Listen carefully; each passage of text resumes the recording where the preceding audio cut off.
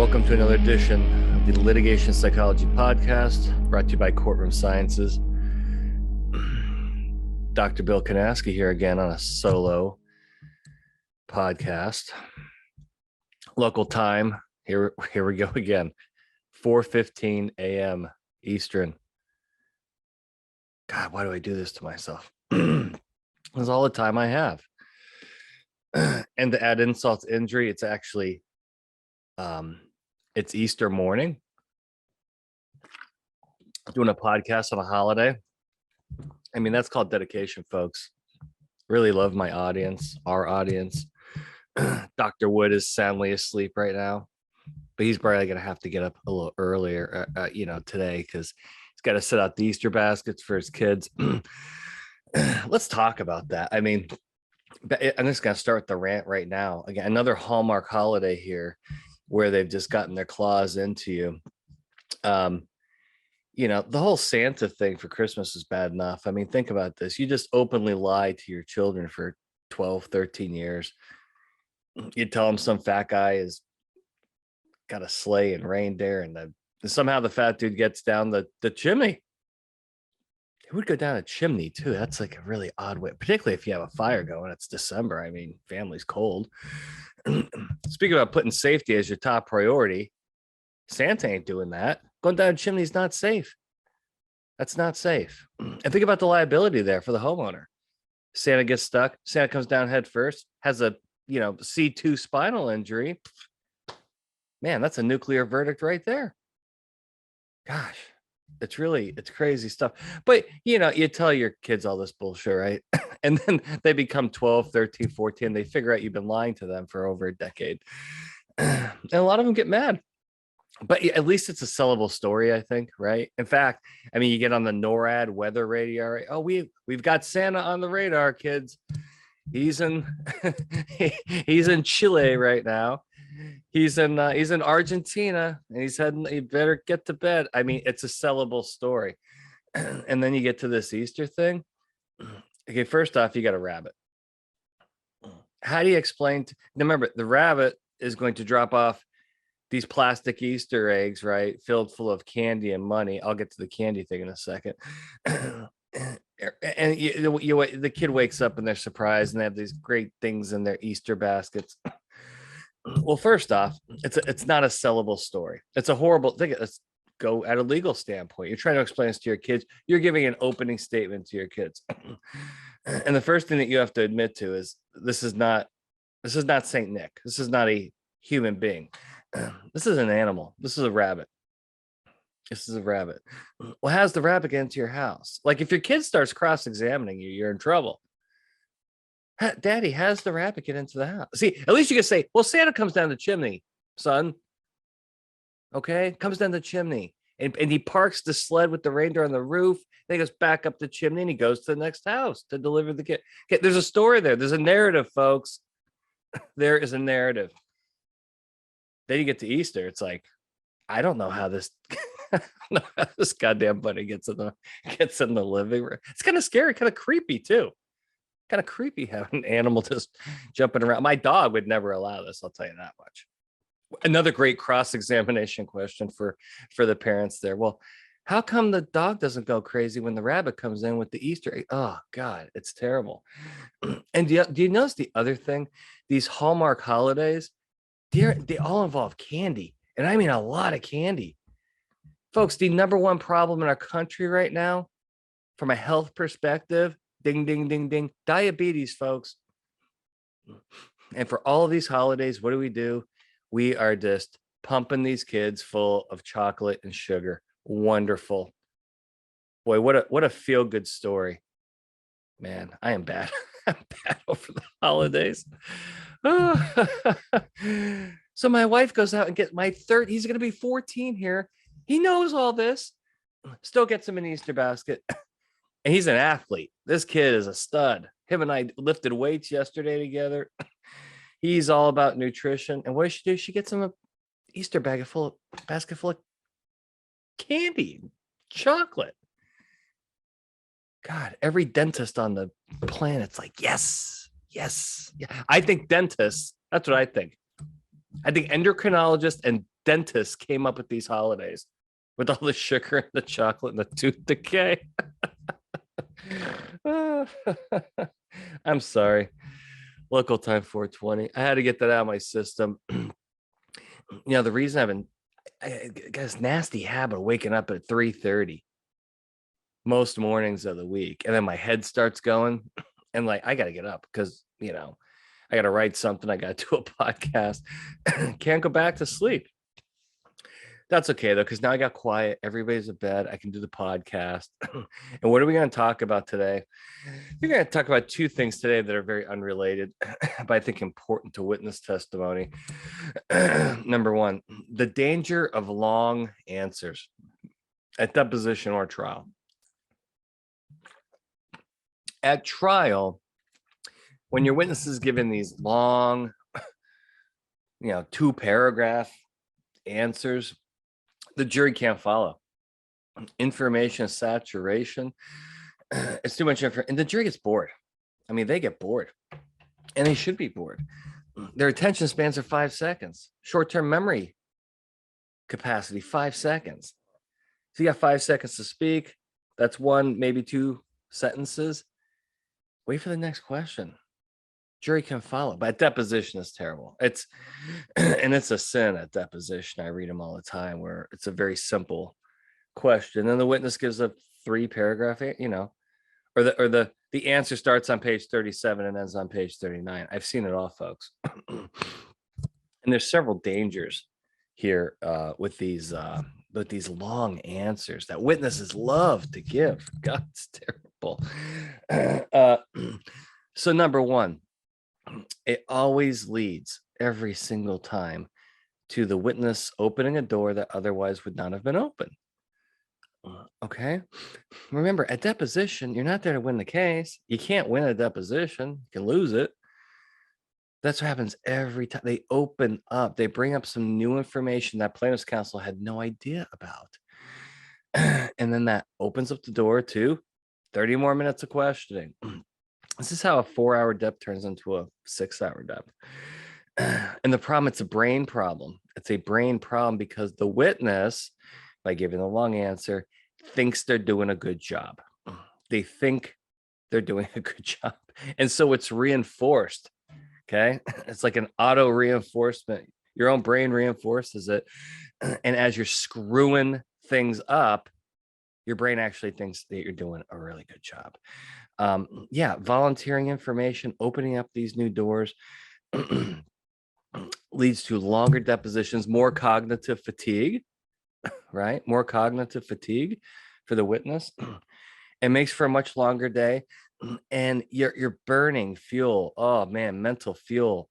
You only have so much, and these long answers are just, again, so dangerous just because you leave yourself exposed to more questions. Let's move on to the next point, which is another. It's opening you're like inviting count. That's why this pivoting thing sucks. Oh God, does pivoting suck? I'm serious. You tell your witness to pivot, you should be shot. You should be disbarred. Because what you're doing is you're inviting counterattack. Inviting counterattack and taking the bait, and you're walking right into the trap. I've talked to thousands of attorneys and talented, well-seasoned cross-examiners love it. Just love it when a witness tries to argue and pivot away from a fact and go someplace else, like a politician. That's where all this shit came from. It's so ineffective. It's ineffective for politicians, number one, but really ineffective for witnesses. And so what you do is you invite counterattack. Yeah, but, and then you go on your 2-paragraph rant on the things that you want to talk about. It's just really, really awful. But you're inviting the counterattack, giving the plaintiff's counsel everything he or she wants, and then it's going to turn into a battle, turn into an argument, and it's contagious. Once the witness starts, it's really hard to stop. And so again, the whole purpose, whether it be a trial or deposition, is you want to play the game. right? You want to play the game. You don't want to get into an argument, because what does that do? Fight or flight. Amygdala hijack. Then throw in that hippocampus, that amygdala hippocampus circuit. And before you know it, you get a witness that's emotional, on edge, and they're fighting or they're flighting. It's very, very bad. We want to extinguish. I teach witnesses how to extinguish counterattack opportunities. Extinguish them. Extinguish them. How do you do that? Short, concise answers. Use the period. Cross-examiners hate the period. They love the comma. Oh, do they love the comma? Because every time you use the comma, something else comes out of your mouth, and then they take whatever came out of your mouth and they beat you relentlessly over the head with it. Unbelievable. Limit counterattack by using the period. It's devastatingly effective. Devastatingly effective. But no, the brain wants to use a comma. Yeah, but no, because it's exactly what a cross-examiner wants. So let's not give that to the cross-examiner. It's okay to say, yes, that's correct, period. No, I disagree, period. Force the questioner to go someplace else. Make them burn some energy. But see, we just don't talk like that in society. We don't. You can't do that at home. You'll be divorced. Talk like that at work, you'll be fired. Go out to a bar or a party with your friends. Start using periods instead of commas. You're going to lose all your friends because you're going to be boring. See, socially, it's okay to volunteer information. It's kind of fun, actually. Those are good, gregarious people. Fun, but witness starts doing it really, really bad. Really, really bad. We've talked about this a million times. Okay, let me say it again. Pivoting sucks. I think it's, let me, okay, sucks is not really a professional word. I think it's unethical. It's unethical to teach witness to do that. Because I don't think a witness can do it consistently over a 4 to 8 hour deposition. It's impossible.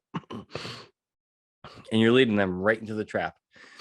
You can be honest, you can be truthful, and you can also be concise. Make the questioner do some damn work.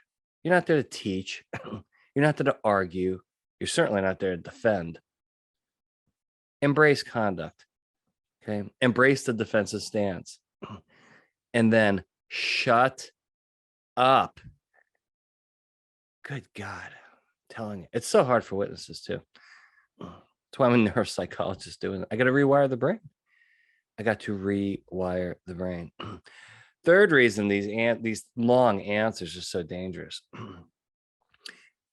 is they start to become disorganized. Okay, so let's think about this. Our goal for the witness to train them is to maximize cognition, to strive for accurate, effective answers. Okay, not long defensive answers, accurate, okay, accurate, okay, and concise, right to the point, being honest, being truthful. That's what we're striving for. You start getting to those paragraph, 2 paragraph, I've seen the 4 paragraph answer. The answer gets disorganized. Okay, and the reason why is you haven't paid what I call, new term here that we're going to call the cognitive price. Yep, just coined a new phrase. Just coined a new phrase, and now I'm going to have to write a paper about this. Man, I love coming up with this shit. This is great. But it's true. You got to pay the piper, folks. Cognitively. You have got to pay the cognitive price. And what that means is you got to pay it on every question. So what happens is your witness starts giving these long answers. And what are they really doing? They are answering 3 or 4 questions at the same time in one answer. Meaning they're not paying the cognitive price for the additional 3 questions they're answering. And that's why it always gets off track. Okay? That's why it gets off track.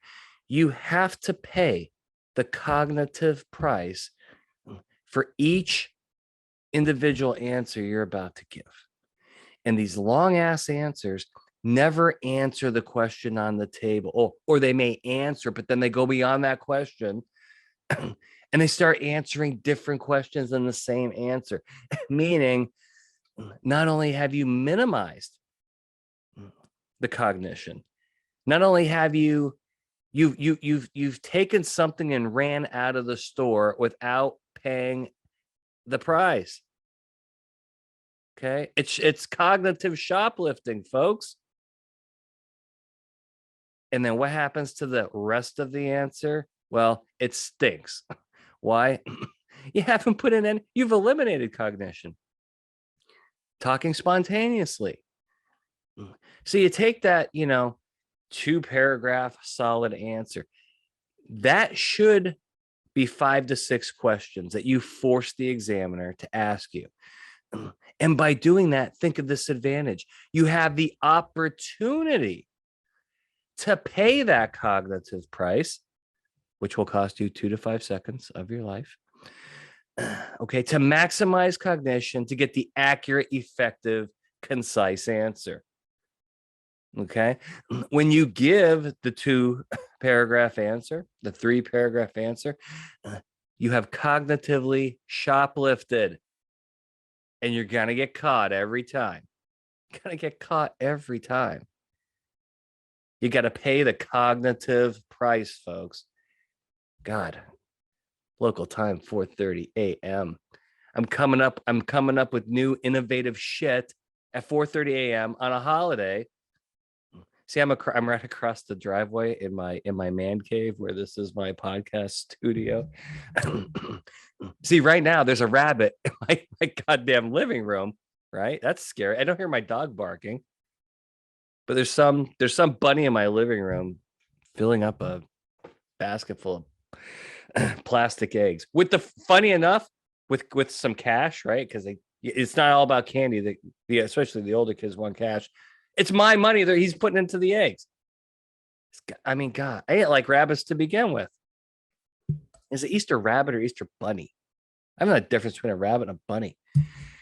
God, I love this podcast. This is so phenomenal. We can go from neuroscience to diabetes to rabbits, breaking into your house to give a lot of chocolate and calories and sugar to your kids so they get diabetes and have tooth decay. This is just terrible. It's just terrible. I remember one year I got up, I was young, and I looked at my Christmas stocking and there was an apple. There's an apple. I was epically pissed. Epically pissed. I'm like, did I do something wrong here?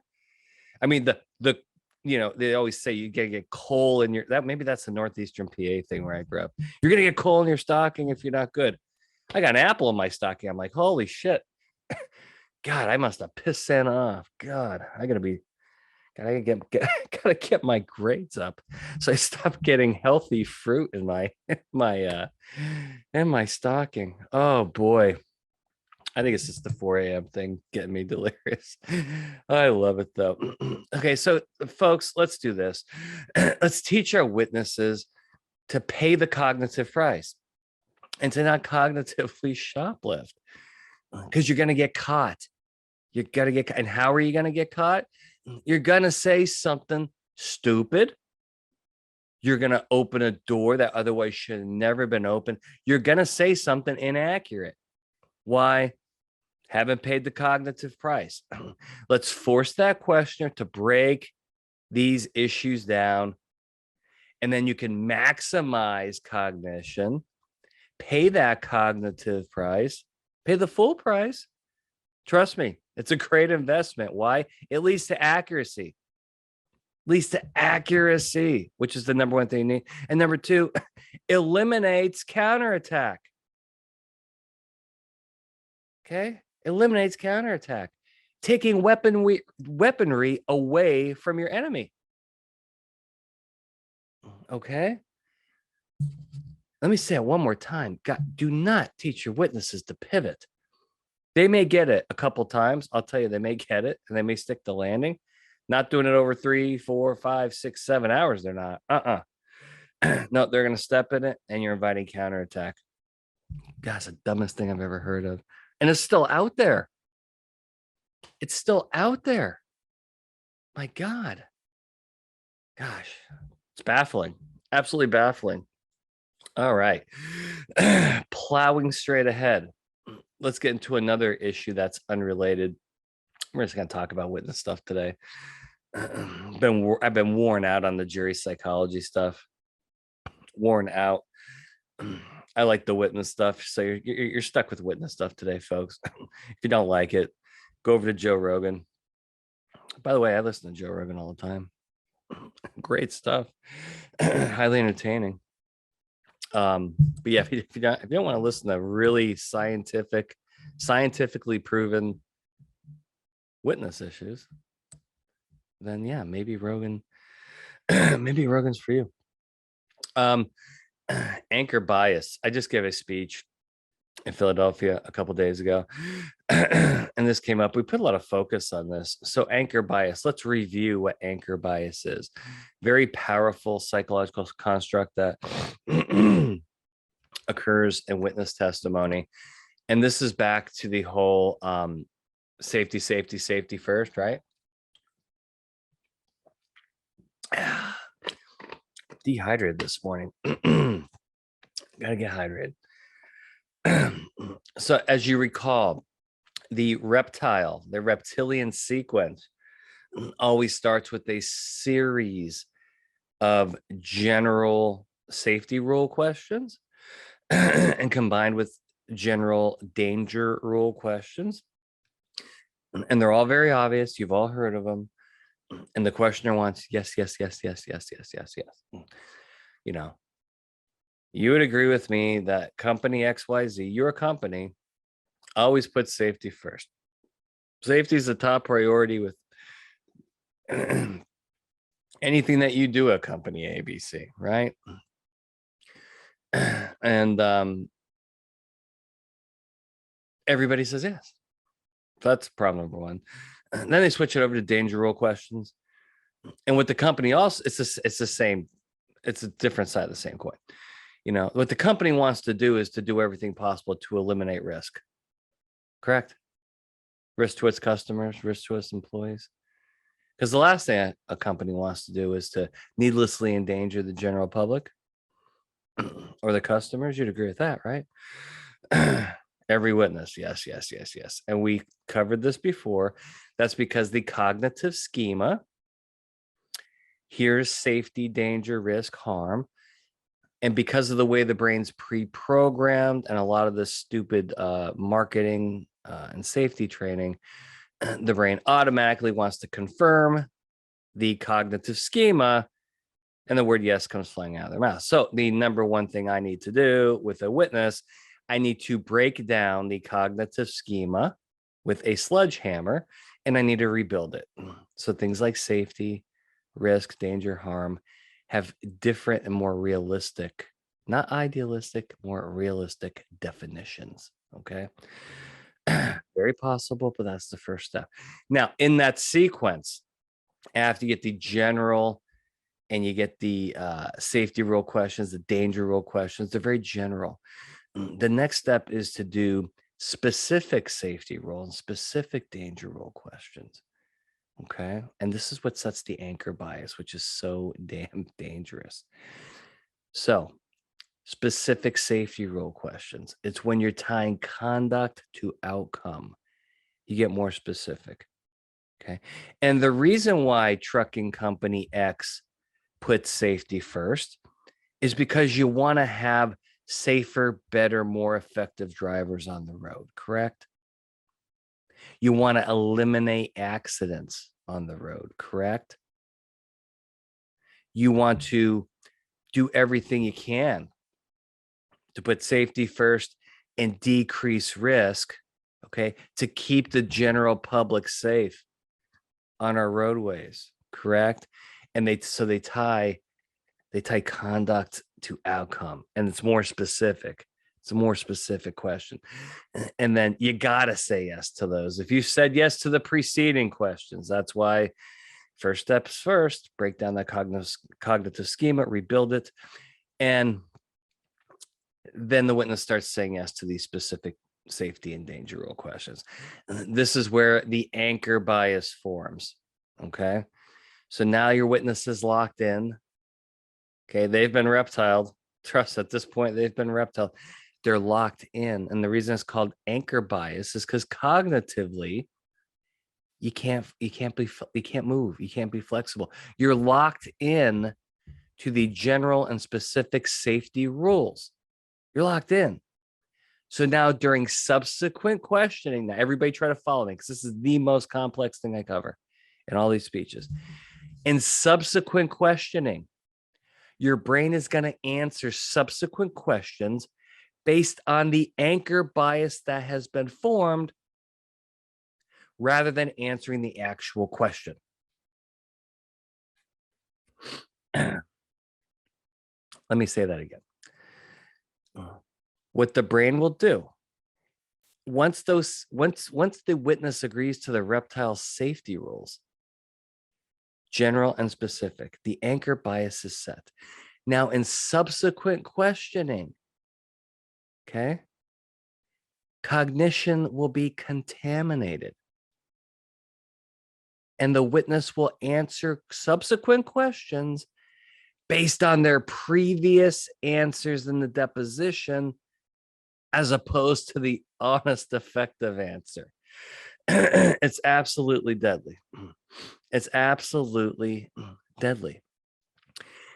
And there's no way out of it. Once it's set, once the anchor drops, it's going right to the bottom of the lake. And that cognitive boat is going nowhere.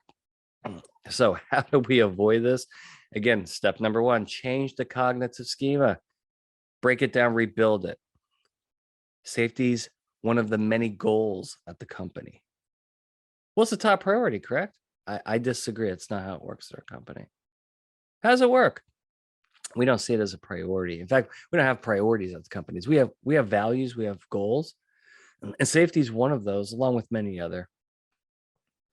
Okay, with all these goals and value, I mean, safety is ranked number one. No, there's no ranked ordered list, sir, ma'am. Safety, along with these other things, all equally important. Okay, let's talk about that too. Geez, so during the speech, the word priority is a killer because priority by definition implies a list.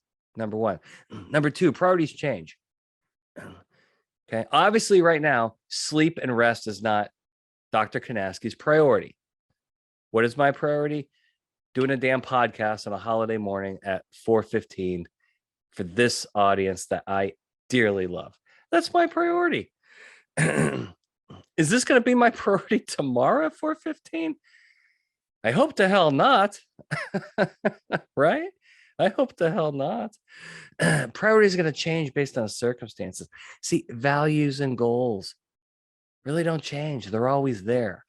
So you hear the word priority in deposition, right? You automatically reject that. Now, unless your dumbass website, your dumbass corporate website has the word safety is a top priority all over the damn thing.